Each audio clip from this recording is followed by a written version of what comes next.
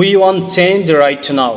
এই মুহূর্তে বাংলাদেশ ছাত্রলীগের কেন্দ্রীয় কমিটির সভাপতি এবং সাধারণ সম্পাদকের পরিবর্তন চাই। আমরা নতুন নেতৃত্ব চাই।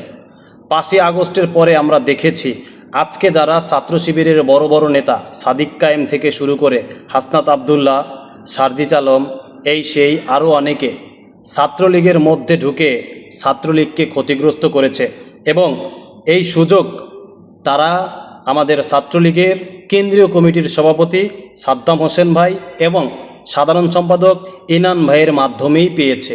ইভেন 5ই আগস্টে ছাত্রলীগের এত বড় পতনের পরেও এখনও পর্যন্ত যেই কমিটিগুলা ঘোষণা করছে ম্যাক্সিমাম কমিটি প্রশ্নবিদ্ধ। যাদেরকে সভাপতি এবং সাধারণ সম্পাদক পদ দেওয়া হচ্ছে তাদেরকে তৃণমূলের কর্মীরা সমর্থন করছে না। বাংলাদেশ ছাত্রলীগের সভাপতি সাধারণ সম্পাদক আপনাদেরকে বলতে চাই, আপনারা যদি ভুলে যান যে 5ই আগস্টের পরে ছাত্রলীগের হাল ধরে রেখেছে এই তৃণমূলের কর্মীরা। তৃণমূলের কর্মী না থাকলে আজকে ছাত্রলীগের অস্তিত্ব থাকতো না। জামায়াত, শিবির, বিএনপি ছাত্রলীগকে অস্তিত্বহীন করে ফেলতো।